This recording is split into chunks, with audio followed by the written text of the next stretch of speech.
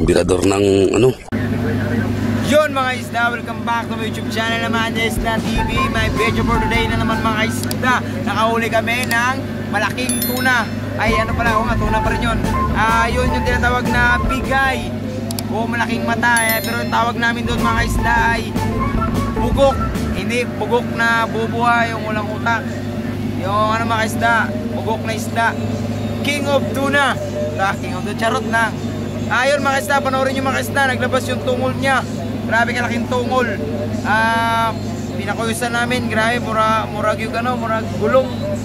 Yun mga isda. Tara!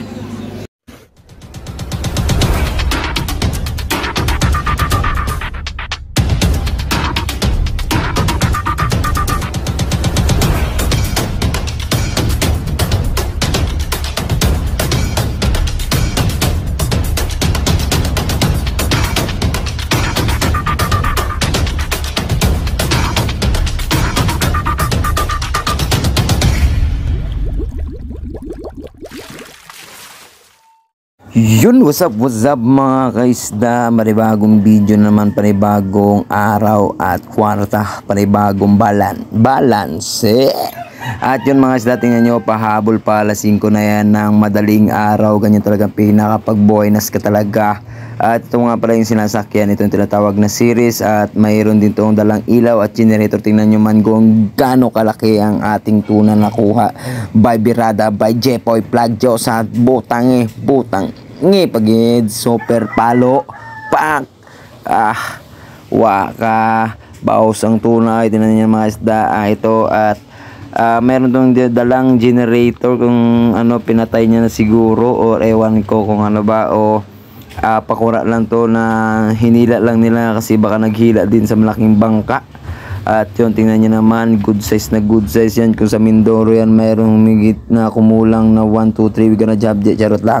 Ang sa Mindoro to, malaki-laki ang presyo nito, mayroon 350 at 300. Ngunit dito sa Puerto Princesa, ang pinakamataas na tuna ay lumataginting na 200 lang yun. Ang pinakamataas, kung mataas pa, ay 220. Pinakamababa na wala nang tataas pa sa 220. At tingnan nyo naman ngayon kung gaano kalalaki ng tuna. Mayroon kasing sizing, alam nyo naman kung sino yung managat dyan, may sizing tayo dyan na ang good size natin dito sa ating Puerto Princesa ay 35 kilos pataas. Ang under na naman ay 34 pababa. At meron naman mga 10 kilos lang, ay mga mura na yon, tag 120 na yon. Alam nyo naman ang Puerto Princesa, ang pinakamura pag maraming dumating, mura pag maraming dumating, pero hindi naman dumalating ang marami. Dahil may isang darating lang ay mura na agad, at kaya binabarat ng mga buyer dito sa atin. At may magdating lang na isa, bisag dubulan lang, wala na raw, dabos ng isda, wala tayong magagawa. Dahil offer lang sana dito sa mga nananawagan ako sa mga buyer dyan. Comment lang ka sa aking YouTube channel kung mayroon maganda-gandang presyohan, dahil bebehain natin yan kung magkasundo tayo kung saan man kayong lugar, lupalop ng Pilipinas. Kaysa sa dito sa Puerto Princesa, nako na lang kung hindi ka mauna dito magdating, ang isda mo ay murag pangayoon na lang sa Bisaya pa, o sa Tagalog pa, hingiin na lang Uber. At yun na nga, papunta na ang haring araw dyan, at pabalik na sila sa bangka na pinatawag na mother boat. At yun na, medyo nag-voice over tayo na malakas-lakas talaga ngayon, walang laot ngayon. Paunahan talaga to dating nito pag ubos na ang isda sa palengke. Talagang gold ang presyo pag nauna ka, pero pag nahuli ka, pamigay mo na lang, kundi ibuwad mo. At yun na, tingnan nyo naman, maliit na yan sasakyan. At yun, nakita nyo yung ilaw na yan, ayan, kanilang mother boat nila, Japson Plagyosa, ay Japson, Jepoy pala, sorry. At yun, tingnan nyo na ang gamit na nylon na dog head talaga. Grabe kasi kaganda ng dog head, baka naman dog head. Hindi kasi nagakulos yan, grabe katindihan ng dog head, di nagakulos. At yun na nga, si kaso na, hindi, minsan kasi, panay tayo, ay nako na lang nataan sa voice record. Tingnan nyo naman mga isda yung tuna. Naanapod. Nako na lang, oh bloy. Yun na nga pala, size na dyan. Papunta na sila sa motherboat at iayos na nila dahil pagpunta nila doon medyo may magandang pangyayari mga kaisda. Tingnan nyo mamaya, panoorin nyo lang ang full video nito dahil pag-akyat nila dyan maya din ay may kumain na tuna again. Masabi ka talagang balance. Yan si Jipoy, ang bata pa lang ganito ng hanap buhay ko. Ayun pala, si Jipoy ang anak ni Mio. Joke lang, paya. At papunta na sila sa motherboat. Ay, pakura lang pala ang kanilang sinakyan, di pala sirisan. Yung tulad ng motherboat na may sariling ilaw at generator. Yan ang motherboat nila. Papunta na sila dyan, kaya let's go!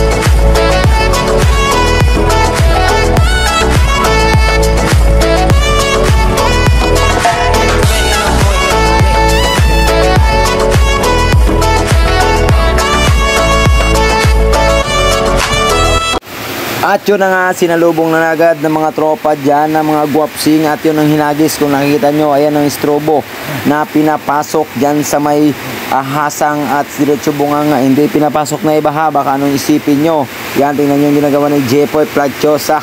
Yan, ay pinapasok niya dyan ng bunganga.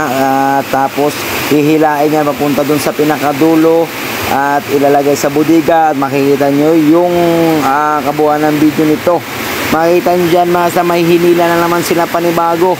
At nagbo-voice record tayo dito, biglang lumakas ang ulan at hangin dahil mayroon natang bagyo o low pressure ba dito. Balik tuyo na naman tayo sa pag-voice record dito sa tuna at hihilain na yan. Tingnan nyo naman, hihilain na yan ni Idol with cigarette smoking so dangerous to health. Tingnan nyo naman si Idol at maya dyan na siyempre may nangangawil pa dyan. Umbaga sinasabing pagkabuntagon. Baka may magpahabol pa. May nakalagay pa yan dyan ng mga nakamitir na mga nylon na mga doghead natin na di kumukulos dyan. Baka naman doghead. At yan ang buya siguro kumain yun kaya nila sa malayo sila napunta. At yun na nga tutulong-tulungan na yun nila malaki yan ng mga 860 or 70 kilos yan. Grabe ng mga voice record natin dito. Para naman tayong sa bingo. May letrang 45, 1,000 we gonna jayo. Tingnan nyo naman, grabe kalaki yan. At maya. Tingnan nyo, makikita nyo yung paghila ng another na naman na huli nila dahil may linalagay yan sila dyan. Umbaga sa meter, minimiter man nila baka sakali, nagbabaka sakali na makakuha. Tingnan nyo na, let's transition. Ito na aking sinasabi na pahabol. Kwarta na naman kay magpapasko na para sa mga batang mga inaanak dyan na marigaluhan para hindi ka pakyuhan. Panoorin nila. Yan na nga, sinasabi mga isdapas na magsipag at syaga. Mayroon kang huling tuna, tambakol na meron kang makikilaw at malalaga. Grabe naman sa mga moto yon. Idol Kaista is the TV. Tingnan nyo naman habang kinukuha niya ang tuna with smile pa yan siya dyan. Hindi lang makita sa camera pero sobrang saya niya. At siyempre naman masaya ka kaya may pangregalo ka sa mga iyong mga inaanak at iyong anak na may yung mapapasyal sa bewok at balayong sa ating Christmas tree at Christmas light na nagagandahan na wala tayong nakapunta nung opening dahil sa stoplight. Ay, charot lang. Stoplight pala yun. At yan, tingnan nyo naman mga isda, ang kanilang huli dyan na tuna. Ako ay hindi na papakita natin dahil dun sa budiga. Marami na yan sila mga isda, nakakasaya na yan sila dyan dahil meron na silang balanse.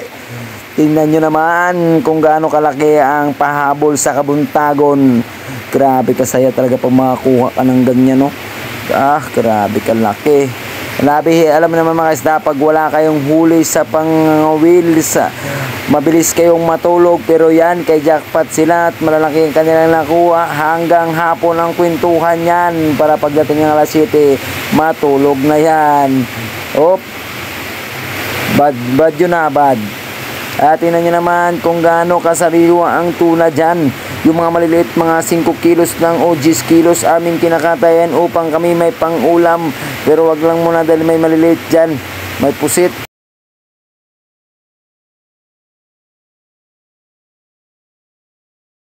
Maraming salamat sa walang sawang suporta sa Isda TV at huwag niyo kalimutan laging suporta sa Isda TV.